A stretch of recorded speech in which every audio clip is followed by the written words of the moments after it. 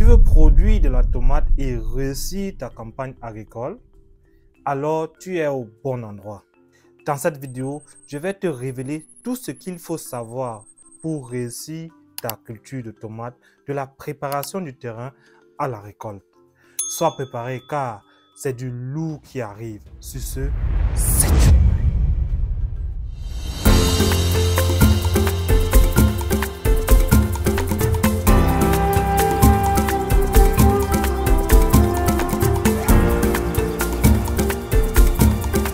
Salut à toi, greetings et bienvenue sur AgricBull. Moi c'est Emmanuel, jeune agronome spécialisé en production végétale.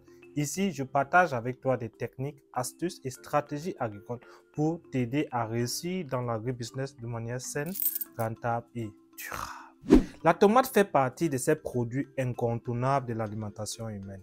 Rien qu'en 2020, plus d'1 million de tonnes de tomates ont été produites au Cameroun, sur une superficie d'un peu près de 61 000 hectares.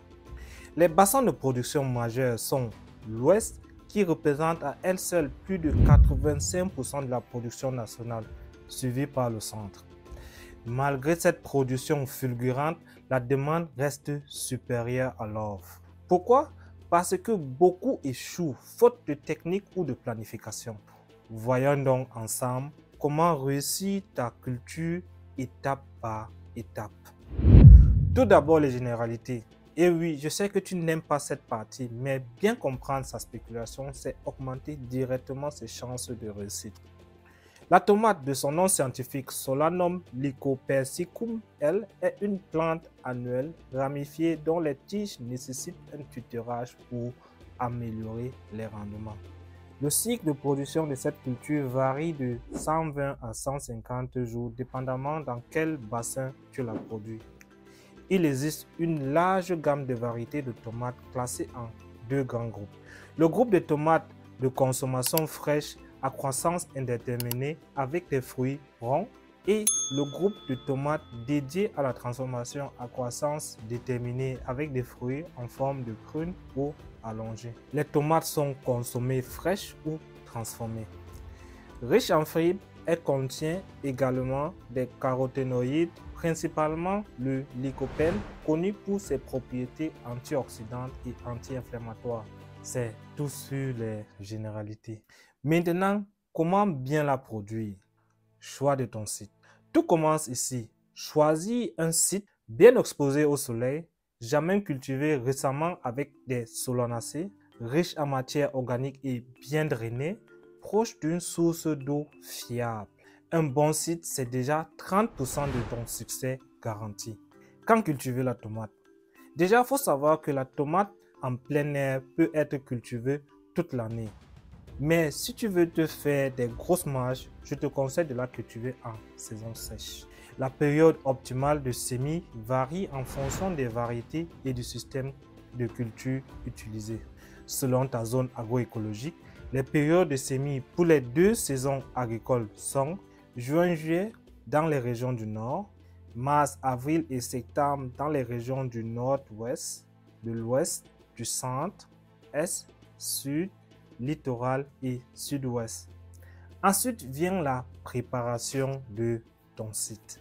Celle-ci comprend le défrichage, nettoyage, la fertilisation de base avec de la matière organique comme les excréments d'animaux ou compost et un peu d'engrais minéral. Évite de brûler ta parcelle pour ne pas tuer les micro-organismes utiles à la production. Au contraire, répands autour des bordures de tes parcelles cette biomasse pour faciliter sa décomposition sur ton terrain. La création des planches sera fonction de la densité que tu voudras réaliser. Mais garde ceci en tête. Pour les variétés à croissance indéterminée, les planches doivent être assez larges, 50 cm au moins. Lors de la préparation du sol, je te conseille de le labourer profondément pour faciliter l'enracinement de tes plantes. En parallèle de la préparation du site vient la réalisation de la pépinière près d'un point d'eau. Ta pépinière doit être implantée sur un sol riche en matière organique et préalablement désinfecté avec des pesticides pour réduire les parasites. Le semis peut se faire directement sur le terrain. Il se sème en ligne espacée de 20 cm avec une graine tous les centimètres le long de la ligne, soit 100 graines par mètre linéaire et 500 graines par mètre carré.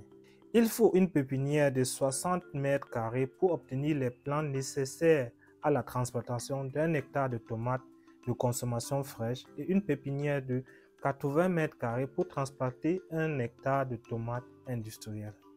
Le temps de pépinière varie entre 18 et 25 jours selon la variété. La transplantation est l'opération suivante.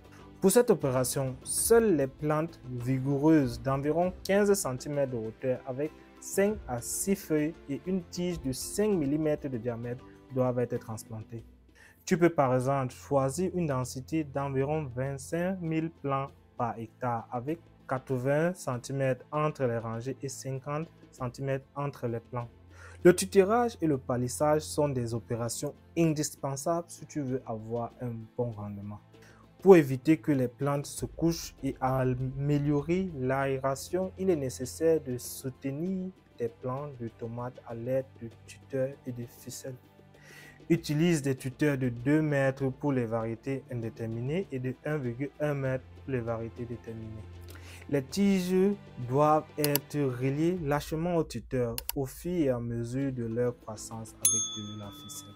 L'opération d'entretien est sans doute celle qui demandera le plus ton attention.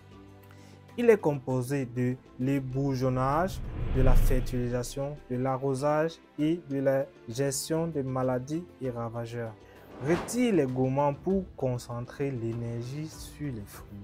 Pour chaque 100 mètres carrés de surface plantée, ajoute-y 2 kg d'engrais minéral dans le sol. Après, passe à un engrais plus riche en phosphore et en potassium. Et 80 jours après plantation, tu devras apporter 8 g par plante. Ceci doit être suivi d'un léger butage et inclinaison de la tige de tomate pour favoriser l'enracinement. Sache que pour 1 hectare, tu auras besoin d'environ 800 kg d'engrais minéral ou 30 à 50 tonnes de matière organique. Les plantes doivent être arrosées quotidiennement à des moments fraîches tout au long du cycle. La fréquence d'arrosage peut être réduite vers la fin du cycle de culture. Les besoins en eau sont d'un demi-litre par jour par plant avant la fructification et d'1 litre par jour par plante après la fructification. Les principales maladies de la tomate sont le mildiou, le flétrissement bactérien, l'alternariose, le verticillium et la fusariose. Les principaux ravageurs sont les mouches de fruits, les alurotes, les acariens, les nématodes et les chenilles. Attention à Tuta absoluta. Renseigne-toi au préalable dans les différents shops phyto pour te procurer des produits de lutte adaptés.